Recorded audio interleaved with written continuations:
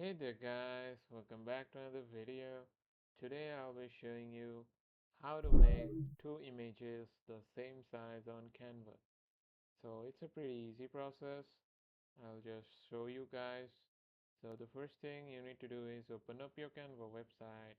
After that, just follow the next steps. Like if there are two images that you want to resize, just select both of them by dragging down your mouse. So as you can see, both of them have been selected. So in order to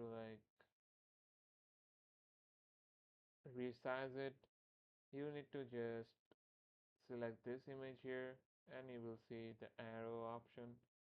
So let's just say this, it both sides have been aligned and this here. So that's it. That's how you resize both images at the same time on Canva. So I hope this video helps you guys. Thanks for watching and take care.